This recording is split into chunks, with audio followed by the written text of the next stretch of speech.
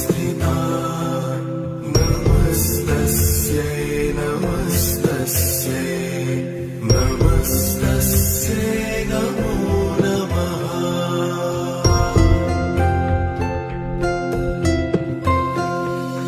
या देवी सर्वभूतेषु लक्ष्मीरूपेण संस्थिता नमस्तस्यै नमस्तस्यै नमस्तस्यै नमो नमः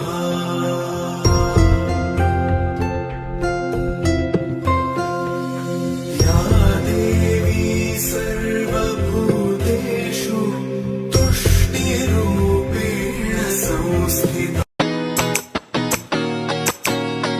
હેલો ગાઈઝ, ગુડ મોર્નિંગ. તો તમારા બધાનું સ્વાગત છે એ આપણા બ્લોગમાં. અને ભાઈ આજે છે શીતળા સાતમ, એટલે અમારા માતાશ્રી એવા રહ્યા છે આજે. તો હવે કંઈક પૂજા કરવાની હોય, કઈ રીતનું હોય હું તમને બતાવું. અને પછી હું વાર્તા કરીશ ને આ બધા સાંભળશે. નહીં, આજ રોશની વાર્તા કરશે અને આપણે બધા સાંભળશું. બરોબર ને રોશની? વાર્તા કરીશ ને? મને વાર્તા આવડે છે એટલે અફસોસ કઈ એવું છે નહીં. મને એમ છે કે હોય 100% કે તું ભગવાનભાઈ જેવું કરવાની છો. વાર્તા તો મને આવડે છે એટલે ઈ તું ટેન્શન લે. આવડે છે? બહુ સારું. ગુજરાતી, ઇંગ્લિશ, હિન્દી 3. સંસ્કૃત સંસ્કૃત આવડે. આવડે છે ને? ગચ્છામી ગચ્છામી બધું આવડે છે. ગાના જાજુ આવડે થોડું. બસ પછી ઈથી વધારે सेटा ये तो रूपा दीदी क्या कर रहा है? रूपा बेन आप क्या कर रहे हो? आप हमको बताइए. कूलर बना रहे हो आप? તો બધાથી પહેલા લીધું છે ઘીનો કર્યો દીવો. તો આ કુલર શું કામ કરવામાં આવે? હાલો કયો તમે અમને. માતાજીના નિવેદ કહેવાય. એટલે રોશની શીખી જા, પછી તારે કરવું પડશે. તને એવું લાગે મને કુલર બનાવતા મને નથી આવડતી? હા, તો મને બીજી બાજુ સાઈડમાં હું બનાવી દઉં તાર બસ.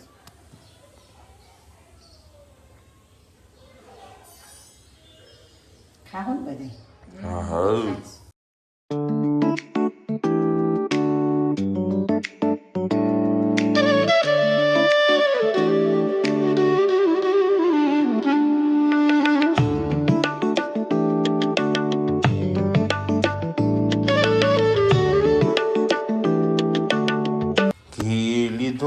એમાં નાખ્યો ઘઉંનો લોટ. ઘઉંનો જ હતો તો વાંધો નહીં, કે લોચો વડે નહીં. પછી નાખ્યો એમાં ગર. કેટલી એવી મીઠાઈ છે જે ગેસ ચાલુ થયા વગર બને. અચ્છા આજે ગેસ તો ચાલુ કરવાનો હોય નહીં. છે. પાસે જે નૈવેદ્ય ધરે એમાં ગળું તો મૂકવું જ પડે, એટલે ઈ કુલે. વાહ રોશની, આજે મોટું ભગતનું કામ કરી દીધું છે. મોટી જ્ઞાન ને વાતો અત્યારે મારી પાસે બહુ મોટો ભંડાર છે યાર. તું આય કોક દી. હવે આનાથી તો કેટલોક આવી જાવ. હવે આવીને હું કઈ આમાં હવે નાકમાં ગરી જાવ એમ બનાય. હવે તું અડધી કલાક કે બસ આવી જ વાતો કરવાની, એમ બીજી વાત નહીં કરવાની, એમ તોય અડધી કલાક કાઢી નાખું. હા એમ સત્સંગ કરી નાખ દે તારે. ના, તારા સત્સંગ નથી કરવો, તારા બચ્ચંગ નથી કરવો. તું રેવા દે.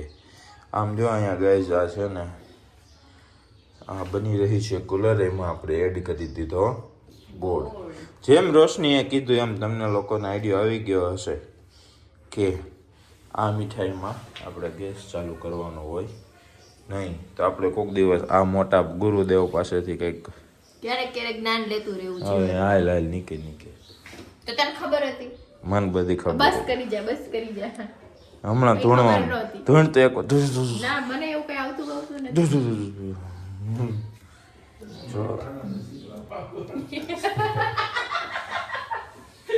મારું શરીર છે ને, મારી આત્માને મારે હાચવી શકે છે, તો બીજી ક્યાંથી આવે અંદર? રોશનીમાં ઘી નાખવું થોડું કઈ. ઘીરે ડાલો ડાલો ઘીરે ડેલો.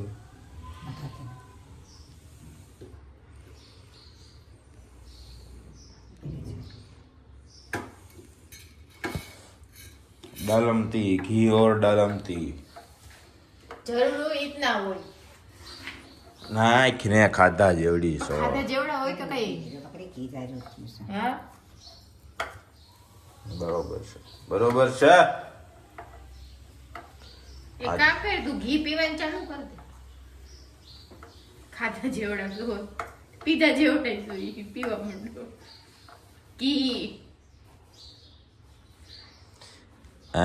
જો આ પીવાની સલાહ દે ઘી ઘી પીવાની તું પી લે ને તો ઘણું છે એટલે લોહી પીતી બંધ થાય મને તો લોહી જ ફાવશે એકચ્યુઅલી આમ જો આપણી કુલર તૈયાર થઈ ગઈ છે હવે દોસ્તો આડા હાથ આવી રહ્યા છે એના બદલ આભાર પણ આમ જો સરસ મજાની કુલર તૈયાર થઈ ગઈ છે આમાં તમે ગાંગડો ગોળ કે પીલિયો ગોળ કે જેવો ગોળ ગમે તમને મજા આવે એ નાખી શકો છો તમે ખાંડની પણ ઘણા બનાવતા હોય છે ના ખાંડની કુલર નથી તેને શું થઈ હવે એને જે કહેવાતું હોય કુલર ગોળમાં જ થાય ઓકે ગાઈસ તમને સમજાઈ ગયું ઘણા બાજરાના લોટની બનાવતા હોય એમ કે બાજરાનો પણ એ નાગ પંચમીના દિવસે હા, હોય તે દી હોય. વાહ અનધર એ નાખતા ચાલે એવું બાજરાનો લોટની કુલર. બાકી બને તો ગોળમાં જ ખાંડ ના આપણે માતાજીને ધરાવતી હોય ઈ. આપણે માતાજીના પ્રમાણેમાં નિવેદ થાય ને એ બાજરાના લોટના જ હોય કુલર કરવાની. યા દેવી સર્વભૂતેષુ બહુ કહાણી ગોળની કણી તો ન હોલી કરવી પડે ફેણી ખીડી. ડબ્બાનો ગોળ હોય ને તો થઈ જાય આ ઓલો ગોળ હોય એટલે ઢીલો થઈ જશે વાંધો ના આવે. ઉલા ચોરવી જ પડે તો જ ભક્તિ થાય. નકર લોટ એક બાજુ રે ને ગોળ એક બાજુ રે જેમ તું એક બાજુ રે ને ને હું મગજ બધાથી વચ્ચે જ રહું નાઈટ વાર કોઈ દી ન રહું એક બાજુ તું ને એક બાજુ મગજ નહીં અમે બે ભેગા જ હોય તમને એવું લાગે છે દોસ્તો દોસ્તોને શું લાગવાની વાત છે મને ખબર હોય ને મારા મગજ દોસ્તો થોડા અહીંયા અંદર છે ગાઈસ તમને શું લાગે રોશનીના મગજ બે અલગ અલગ છે કે નહીં આ હું પૂર્વ જાતી હોય તો મગજ પશ્ચિમમાં જાતું બોપાઈ કહી દી એટલી વાત તો જો આપણી કોલેર મસ્ત મજાની તૈયાર થઈ ગઈ છે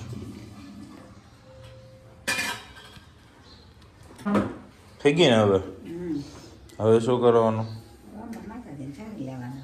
હાલો હવે માતાજીને જાળવાના છે જાળી ધીરી અને પછી આપણે કરવાની છે વાર્તા અને આજે આપણા ગુરુદેવને બોલાવ્યા છે ફાકા પધારને ગુરુદેવને બોલાવીને દક્ષિણા દેવી પડે હો, એમને ગુરુ કાંઈ નથી દેવું હાલા દેવાય દેવામાં આવે છે પણ હાલા ઈ કે ઈ દેવાનું હોય તમારી મરજીનું ન દેવાનું હોય ઈ કે શું છે દેવાનું દેવા વાળાને હોય જોવાનું એટલે કઈ કોને કોને ખબર પડે કોમેન્ટ કરજો તો હાલા કોને કહેવાય ઈ ખાલા જે હોય મારે એવું નહીં આવે. તને હવે ખબર પડે હાલામાં મને ખબર નથી પડતી એટલે જ મારે નથી જોતા તો તમને બધાને ખબર પડે કે નહીં જો તમને ખબર પડી હોય ને તો એટલું કહી દો કે હાલા કોને કહેવાય કોકને કહેજે તો હાલા લખી નહીં મોકલે હાલા કેમ લખે? હાલા. મને તો લખતાય નથી આવડતું હાલા દેવાનું ધનામ ધનામ ને પણ કહું છું કોકને કહેજે હાલા લખીને કે આમાં કે આને હાલા આમ લખાય એમ.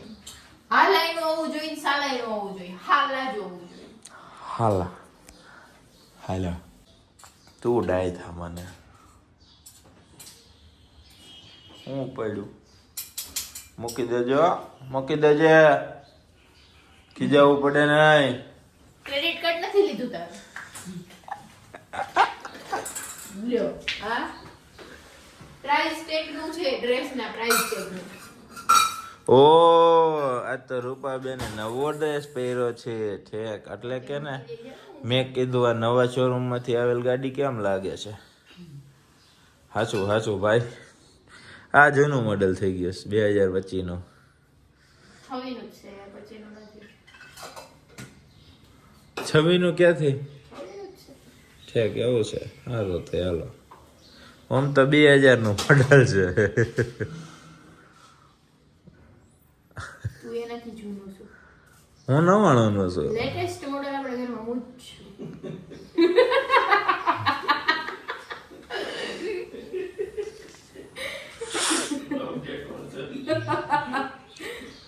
મારાથી લેટેસ્ટ કોઈ છે જ નહીં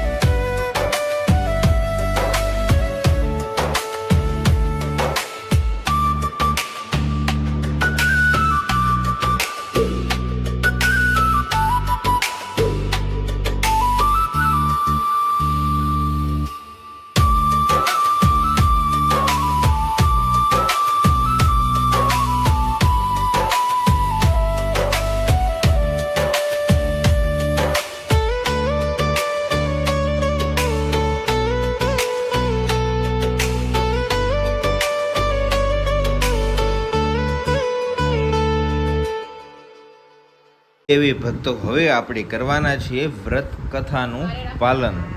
સોરી હું કહેવાય સેવન કરશું. અને આજના આપણા કથાવાચક છે કથાનું શ્રવણ કરશું. શ્રવણ કરશું. સેવન કરવાનું ખાવા હાટુ જન્મ લીધો હોય એવું છે. સેવન જ કરવું છે. આ છે કથાવાચક બેહી ગયા છે હો તબો નમો. આ છે કથાવાચક અને આ છે કથા શ્રોતક. તું સાનમુની કામ કરને તોતક નાખાય એક. પોતાને કઈ આવડતું નથી અને ખાલી બોલ કર્યા. હાલો હવે રોશની છે ને આપણને કથા વાંચીને સંભળાવશે. શીતળા સાતમ વ્રત કથા. એક ગામમાં એક ડોશી તેના બે દીકરાના પરિવાર સાથે રહેતી હતી. તેમાં મોટા દીકરાની વહુ ખૂબ જ ઝઘડી હતી. તે ઈર્ષાળુ અને કજિયાખોર હતી. જ્યારે નાની વહુ ખૂબ જ ભોળી હતી. તે બીજાના દુઃખે દુઃખી થનારી હતી. એક વખત શ્રાવણ માસ આવ્યો ત્યારે રાંધણ દિવસે નાની વહુ રસોડે રાંધવા બેઠી. તે મોડી રાત સુધી રાંધતા થાકી ગઈ હતી. એટલામાં જ તેનો નાનો દીકરો ઘોડિયામાં સૂતો હતો. તે રડવા લાગ્યો. તે તેની પાસે થોડી વાર આડી પડી તો સૂઈ ગઈ અને ચૂલો ફરવાનું ભૂલી ગઈ. ત્યારે શીતળા માતા રાત્રે બધાના ઘરે ફરવા નીકળ્યા અને તે ચૂલામાં આળો પડ્યો. તેમને નાટક થવાને બદલે આખું શરીર દાઝી ગયું. તો તેઓએ કોપાયમાન થઈને નાની વહુને શ્રાપ આપ્યો કે જેવું મારું શરીર મળ્યું છે તેવું તારું પેટ પણ છે. નાની વહુએ જ્યારે સવારે ઉઠીને જોયું ઘોડિયામાં તો તેનો છોકરો બળીને મૃત્યુ થઈ ગયો હતો અને ચૂલો સળગતો હતો. તેથી તે સમજી ગઈ કે આ શીતળા માતાનો જ ભોગ લાગ્યો છે. તે ખૂબ જ રડવા લાગી અને તેની સાસુ પાસે જઈ તેની સાસુએ તેને આશ્વાસન આપતા કહ્યું કે તું શીતળા માતા પાસે જઈને તારા દીકરાનું જીવન માંગ. માં તો દયાળુ છે, તે તને જરૂર તારા પર કૃપા કરશે. નાની વહુ તેની સાસુની વાત સાંભળીને દીકરાને પોતાના ખોળામાં તલાવડીઓ જોઈ. તે આખી પાણીથી છલોછલ ભરેલી હતી, પરંતુ કોઈ તેનું પાણી પીતું નહોતું, કેમ કે તે જે તેનું પાણી પીવે તે મનને શરણે જતું હતું. નાની વહુને આ રીતે પોતાનો દીકરો લઈને જતી જોઈને તલાવડીઓએ પૂછ્યું કે બહેન ક્યાં જાય છે? તો નાની વહુએ પોતાના પર લાગેલ શીતળા માતાના ભોગની વાત કરી અને કહ્યું કે હું માની કૃપા મેળવવા માટે જાઉં છું. ત્યારે તલાવડીઓએ કહ્યું કે અમારું પણ એક કામ કરજે બહેન, અમારા પાપનું નિવારણ પણ પૂછતી આવજે, કેમ કે અમારું પાણી જે પીવે છે તે મૃત્યુ પામે છે. નાની વહુ આગળ વધી તો તેને બે આખલા લડતા જોવા મળ્યા. તે બંનેના ગળામાં ઘંટીના પડ બાંધેલા હતા. નાની વહુએ જતી જોઈને તેઓએ પૂછ્યું કે બહેન ક્યાં જાય છે? તેણે પોતાની વાત જણાવી તો આખલાઓએ કહ્યું કે અમારું લડવાનું કારણ પૂછતી આવજો બહેન, અને અમારા પાપનું પણ નિવારણ પૂછજો. નાની વહુ આગળ ચાલી તો તેને એક ઝાડ નીચે એક ડોશીને પોતાના બંને હાથે વાતમાં ગુંજવાતી જોઈ. તે ડોશીએ વહુને પૂછ્યું કે બહેન ક્યાં જાય છે? આમ હાંફતી હાંફતી વહુએ શીતળા માતાના ભોગની વાત કરી. ત્યારે ડોશી બોલી કે જરા મારું આટલું માથું જોતી જાય. નાની વહુ ખૂબ જ દયાળુ હોવાથી તે ના કહી શકી નહીં, અને તે પોતાનો દીકરો તે ડોશીના ખોળામાં મૂકીને એમની જૂ વીણવા માટે બેઠી. થોડી વાર પછી જ્યારે ડોશીનું માથું ફરી ગયું ત્યારે તેણે આશીર્વાદ આપ્યા કે જેવું મારું માથું ઠાર્યું તેવું તારું પેટ ભરજો. એટલામાં તો ચમત્કાર થયો અને તેનો દીકરો જીવંત થયો. નાની વહુ સમજી ગઈ કે આ જ શીતળા માતા છે. તે માતાના પગે પડી ગઈ અને પોતાની ભૂલની માફી માંગી. ત્યારબાદ તેણે તલાવડીઓના દુઃખનું નિવારણ પૂછ્યું તો માતાએ જણાવ્યું કે ગયા જન્મમાં તે બંને શોક્ય હતી. દિવસ ઉગ્યાથી આતમ્યા સુધી લડતી રહેતી હતી. કોઈને પણ છાશ કે પાણી આપતી નહોતી. તેથી આ જન્મમાં તેમનું કોઈ પાણી પીતું નથી. આજે તું એનું પાણી પીજે તો તેના દુઃખનું નિવારણ થઈ જશે. ત્યારબાદ તેને બે આખલાના લડવાનું કારણ પૂછ્યું તો માતાએ જણાવ્યું ગયા જન્મમાં તેઓ દેરાણી જેઠાણી હતી. તે બંને રાગ દ્વેષથી ભરેલી હતી અને કોઈને પણ દળવા દેતી નહોતી. તેથી આ જન્મમાં આખલા બનીને બંનેના ટોકે ઘંટીના પડ બાંધી લડ્યા કરે છે. તું બંનેના ગળેથી ઘંટીના પડ છોડી નાખજે તો તે બંને લડતા બંધ થઈ જશે. નાની વહુ શીતળા માતાના આશીર્વાદ લઈને ખુશ થઈ. પાછી ફરી તેને રસ્તામાં આખલા મળ્યા. તેણે બંનેના દુઃખનું નિવારણ કર્યું. ત્યારબાદ બંને તલાવડીઓનું પાણીને પીને પોતાનું દુઃખ પણ દૂર કર્યું. તે ઘરે આવી ત્યારે તેની સાસુ તેના દીકરાને જીવતો જોઈને રાજીના રેડ થઈ ગયા, પરંતુ તેની જેઠાણી તો અંદરો અંદર બળી ગઈ હતી. આ રીતે એક વર્ષ પૂરું થયું અને ફરીથી પાછો શ્રાવણ મહિનો આવ્યો. જ્યારે જેઠાણીએ પણ દેરાણીની જેમ શીતળા માતાના દર્શનની ઈચ્છા થઈ તો તે પણ ચૂલો સળગતો મૂકીને સૂઈ ગઈ. રાતે જ્યારે શીતળા માતા આવ્યા તો તેમનું શરીર ચૂલામાં આળટવાના કારણે બળી ગયું. તો તેઓએ મોટી વહુને શ્રાપ આપ્યો કે જેવું મારું શરીર બળ્યું તેવું તારું પેટ બળશે. માતાના શ્રાપને કારણે તેનો દીકરો બળીને ભડતું થઈ ગયો. તેને રસ્તામાં બે તલાવડીઓ જોવા મળી. તેઓએ તેને પૂછ્યું કે બહેન ક્યાં જાય છે? તો તેને કહ્યું કે દેખાતું નથી, મારો દીકરો મરી ગયો છે, શીતળા માતા પાસે જાઉં છું. તલાવડીઓએ પૂછ્યું કે અમારું કામ કરીશ તો તેને ના પાડી દીધી અને આગળ ચાલી નીકળી. થોડાક સમય જતાં આગળ આખલા મળ્યા, પણ પોતાનું કામ કરવાની ના પાડીને તે આગળ વધી. તે એક ઝાડ નીચે એક ડોશીમાનું ખંજવાળતું માથું જોઈને તેણે ડોશીમાને પૂછ્યું. ડોશીમાએ પોતાનું માથું જોવા માટે કહ્યું તો જેઠાણીએ કહ્યું કે હું તારા જેવી નવરી નથી, તું તારું માથું જોઈ લો. મારે શીતળા માતા પાસે જવાનું છે અને દેખાતું નથી, મારો દીકરો મૃત્યુ પામ્યો છે. તે ત્યાંથી ચાલી નીકળી. આખો દિવસ ફરીને થાકી ગઈ પણ ક્યાંય શીતળા માતાના દર્શન થયા નહીં. એટલે પોતાના દીકરાને લઈને છાતી કૂટતી ઘરે આવી. જેવી રીતે માતા તમે દેરાણીને ફળ્યા એવી રીતે સૌને ફળજો. ગાઈસ રોશનીને વાંચતા આવડી ગયો. બોલો શ્રી આમાં બીજી કઈ તો શ્રાવણ માસનો પ્રથમ સોમવાર પંચાવટી નગરીમાં ગિરજાશંકર નામનો એક મોટો બ્રાહ્મણ રહેતો હતો. કોઢના કારણે તેને કન્યા મળતી ન હતી. બ્રાહ્મણે ઘણા દવા દારૂ કર્યા પણ કોઢ ના મળ્યો. છેવટે કોઈ જ્ઞાનીના કહેવાથી સોમવારનું વ્રત કર્યું. એ વ્રતના પ્રભાવે બ્રાહ્મણની કાયા કંચાર મરણી થઈ. ગામે ગામથી માગા આવવા લાગ્યા. બ્રાહ્મણે ગુણવંતી નામની એક રૂપાળી અને ગુણવાન કન્યા સાથે લગ્ન કર્યા. પતિ પત્નીનું ભગવાનનું સ્મરણ કરતા કરતા સંસાર સુખ ભોગવવા લાગ્યા. એવામાં ચોમાસું આવ્યું. 12 મેઘ ભાંગા થયા. બ્રાહ્મણના ઘરની દિવાલ તૂટી પડી. પતિ પત્ની બંને જીવ બચાવવા ભાગ્યા. 8 દિવસની હેલી મંડાણ. વરસાદ અટકવાનું નામ લેતો નથી. લોકોના જીવ પડી કે બંધાયા. ઘર ખેતરો ડૂબી ગયા. વરસાદ અટક્યા પછી બ્રાહ્મણીએ કાટમાળ ખસેડી ત્યાં એક ઝૂંપડું બાંધ્યું. ગામ આખામાં ભૂખમરો ચાલતો હોવાથી ત્યાં બ્રાહ્મણને ભિક્ષા કોણ દે? બ્રાહ્મણે પરદેશ જવાની વાત વિચારી ત્યારે પતિવ્રતા બ્રાહ્મણી બોલી કે સુખે સીધાઓ નાથ, મારી જરાય ચિંતા ન કરશો, હું તો પારકા કામ કરીને પેટનો ખાડો પૂરી લઈશ. બ્રાહ્મણ તો ખભે ખડીઓ નાખીને ચાલતો થયો. ગામે ગામ ફર્યા પણ ક્યાંય કામ મળતું નથી. રઝળતો રખડતો નાંદી ઋષિના આશ્રમે આવ્યો. ઋષિને પ્રણામ કરી ડરતા ડરતા પોતાના દુઃખની વાત જણાવી. ઋષિને દયા આવી. બ્રાહ્મણને આશરો આપ્યો. બ્રાહ્મણે ત્યાં 2 દિવસ આરામ કર્યા પછી વિદાય માંગી ત્યારે દયાળુ ઋષિએ તેને એક જ જડીબુટ્ટી આપતા કહ્યું કે હે બ્રાહ્મણ, આ સંજીવની બુટ્ટી છે. આ બુટ્ટી ઘસીને મરેલા માણસ પીવે તો સજીવન થાય છે. આનાથી એક માણસ સજીવન થશે, તેથી યોગ્ય પાત્ર દેખાય ત્યાં જ ઉપયોગ કરજે. બ્રાહ્મણ જડીબુટ્ટી લઈને ચાલતો થયો. રસ્તામાં એક નગર આવ્યું. આખા નગરમાં શોક છવાયેલો જોઈ તેને વિસ્મય થયું. આગળ જતા કોઈનું હૈયાફાટ રુદન સંભળાયું. બ્રાહ્મણને લાગ્યું કે રાજમહેલમાં કોઈ કરુણ આક્રંદ ચાલી રહ્યું છે. પૂછપરછ કરતા જાણવા મળ્યું કે રાજાનો એક સુંદર પુત્ર મૃત્યુ પામ્યો છે. તેથી આખા નગરમાં શોક વ્યાપી ગયો છે. બ્રાહ્મણને ઋષિએ આપેલી સંજીવની બુટ્ટી યાદ આવી. એ તો દરબારની રજા લઈ મહેલમાં ગયો. રાણી હૈયાફાટ રુદન કરે છે અને રાજા લમણે હાથ દઈને બેઠો છે. બ્રાહ્મણ રાજા પાસે જઈ બોલ્યો કે હે રાજન, મને સજા આપો તો હું તમારા કુંવરને સજીવન કરું. રાજાને લાગ્યું કે નક્કી આ માણસ ગાંડો થયો છે. મળદા અંતે કાંઈ બેઠા થતા હશે. પણ બ્રાહ્મણને તણખલાનો સહારો. રાજાએ હા પાડી. બ્રાહ્મણ કુંવરના શબ પાસે ગયો. બધા રડવાનું ભૂલી તમાશો જોવા લાગ્યા. બ્રાહ્મણે સંજીવની બુટ્ટી ખરલ પર ઘસી એક ટીપું રેડતા જ કુંવરના શબમાં ગરમી આવી. બીજા ટીપે કુંવરની આંખો ખુલી અને ત્રીજા ટીપે તો કુંવર આરસ મરડીને બેઠો થયો. રાજા રાણી તો લાકડીની જેમ બ્રાહ્મણના પગે પડી ગયા. બ્રાહ્મણ તો ઘડીકમાં વૈભવશાળી બની ગયો. રાજાએ તેને રાજપુરોહિતનું પદ આપી રહેવા મહેલ આપ્યો. સેવા માટે લાશ આપ્યા. ભર્યા દરબારમાં ઇનામ અને અકરામથી નવાજી ધનથી તોલ્યો. આ બાજુ મંછાવટી નગરીમાં ગુણવંતી પેટે પાટા બાંધીને દુઃખના દહાડા વિતાવે છે. પતિની રાહ જોતી જોતી સુકઈને કાંટો થઈ ગઈ છે. જતા આવતા યાત્રીઓને પતિના સમાચાર પૂછે છે. રાત આખી રડવામાં વીતે છે. પારકા પાણી ભરતા ભરતા માથે ટાલ પડી ગઈ છે. દરણા દળી દળીને હાથમાં છાલા પડી ગયા છે. તેઓમાં પવિત્ર શ્રાવણ માસ આવતા સૌ સ્ત્રીઓએ મહાદેવનું વ્રત કરવા લાગી. ગુણવંતીએ પણ વ્રત લીધું. ઘરમાં અન્નનો દાણો ન હતો, તેથી નકોડો ઉપવાસ થયો. સાંજે પાડોશીના ઘેર પુત્ર જન્મ થતા સાકરના પેંડા વહેંચાયા.